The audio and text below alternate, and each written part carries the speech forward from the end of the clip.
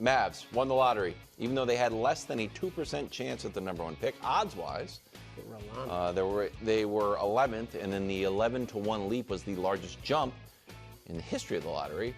Here's some reaction from the Mavs brass, and here's some reaction around the sports world. LeBron, just a bunch of laughing emojis. He shared some of his, let's say, unconventional theories. Conspiratorial. Well, I didn't want to say that. Your words, not mine. Patrick Mahomes, huge Mavs Mahomes fan. is pumped. Super pumped. Your reaction. If I may just quickly, and then I'll let Brew do the basketball. Your guys. So Mahomes is pumped. I talked to Patrick briefly about this yesterday. He's all the way back. Not that he ever left the Mavs. He's all the way back. He super excited. And for Dallas, they got Page. Yeah. Now they got Cooper. That's awesome. With respect to LeBron and other people, some media, a lot of fans, a lot of players. The modern draft lottery being rigged is one of the dumbest conspiracies going in America because it is so easily disprovable.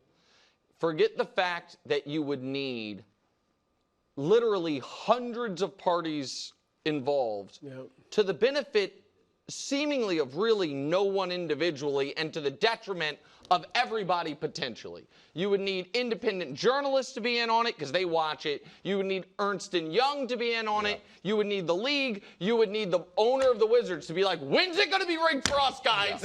I've been participating in this sham for 30 years. They have to be okay with it being rigged for someone else. Like, but then for this is a very specific theory.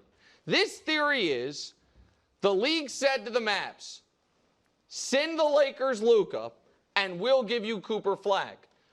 Forget everything else I just said about how many people would have to be involved in it, and remember what you saw with your own eyes about what the Dallas Mavericks did after trading away Luka.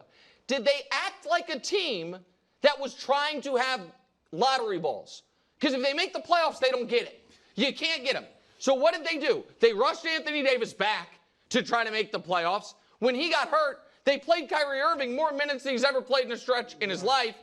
Then he got hurt. Then they rushed Anthony Davis or brought him back again, made the play-in, won a game, and were playing the Grizzlies tight with Anthony Davis again playing heavy minutes in a game that if they win, they don't get the lottery balls.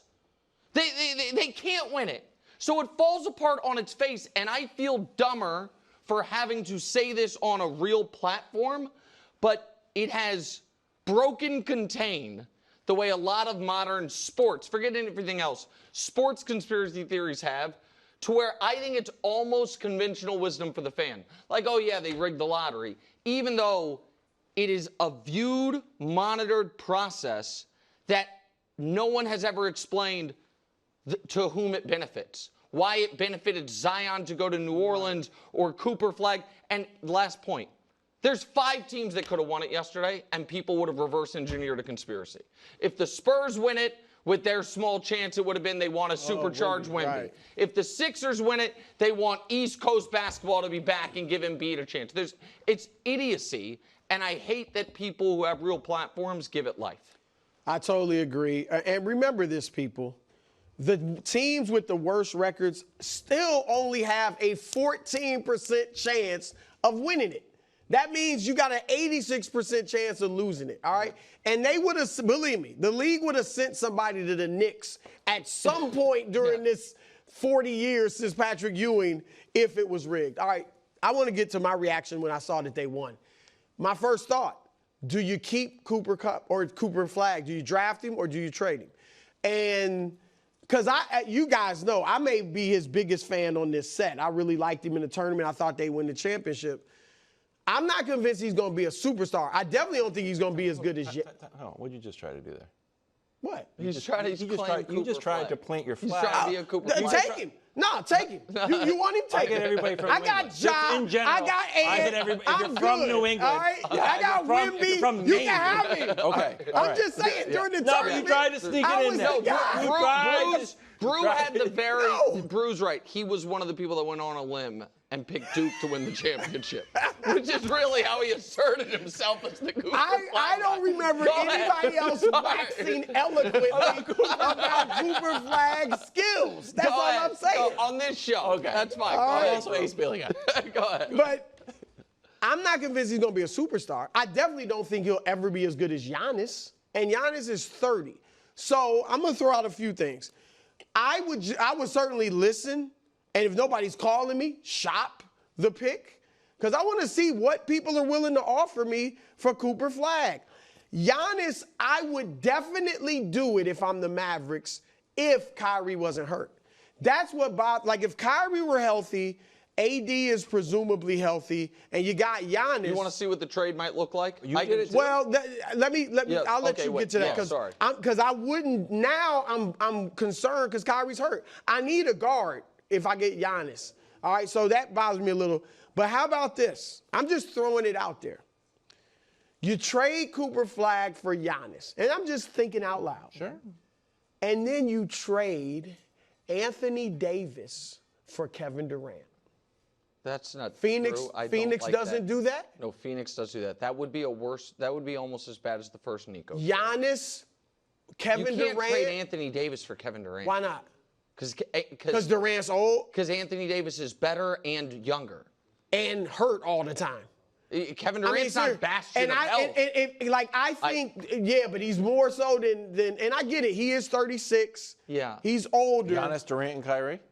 Pretty good, right? But why? I need a scorer. I need a bona fide bucket with Giannis who can shoot.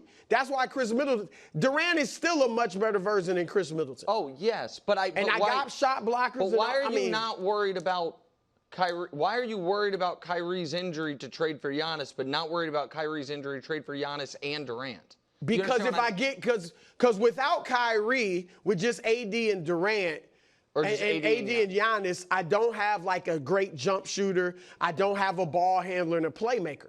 With Durant, I've got a great shooter and a playmaker. Somewhat he can bring the ball up and all that. Nico could really just lean into this. Our window is this. The world could. No, it'd be now. Right. It'd be now. It would be going from a 26-year-old to a 36-year-old. Because what if 4 years from now we're like, man, there's a lot of guys, Zion, Ben Simmons. There's a lot of guys we thought were sure bets. That haven't panned out. This is to me. I personally think Anthony Davis has. I think you might be able to trade Anthony Davis for a guy like Luka Doncic. So I wouldn't trade him for Kevin Durant. This is what the Spurs, just so everybody knows, this is what the Mavs trade would look like to make it work. Because you can't just trade Cooper Flagg because of the salaries.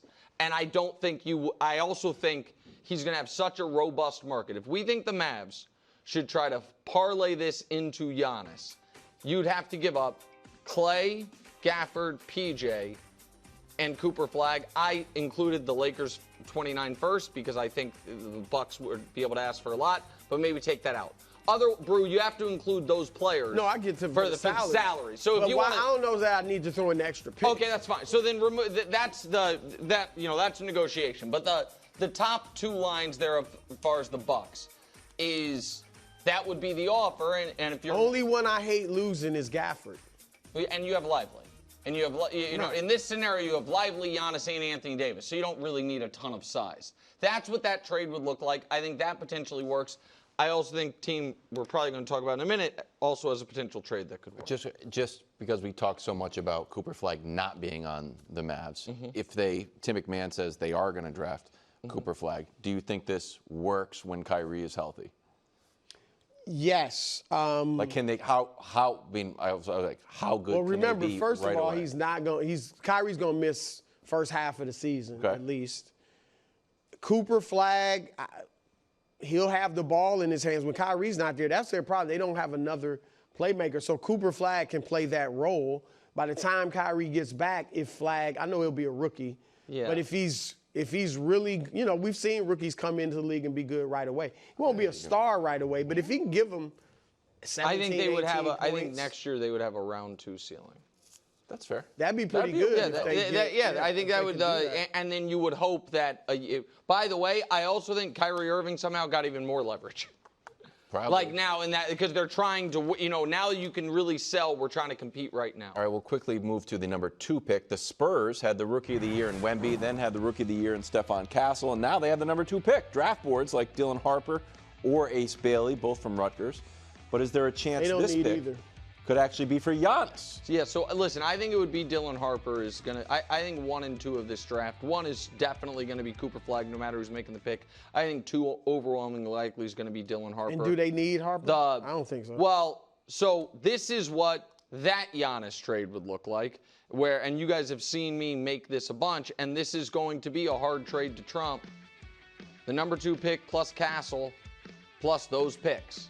Atlanta's first, Chicago's first, Boston's first in a couple years. And the question, Brew, is this. Do you want to try to win a championship if you're the Spurs next year, or do you want to do what Oklahoma City did, which is have these young guys all on a similar timeline and because Castle's won Rookie of the Year, Giannis won Rookie of the Year, you have the number 2 overall pick, and have all these, Wemby, and you have grow these guys together. I'm the Spurs, so I want to do what we did before. We teamed Tim Duncan with David Robinson, and we won a championship, 2. And then we won several after that. So, and this is even better because Robinson was on the decline when they won the championship. And so now Giannis is still great. This is the great thing about this. You can do both.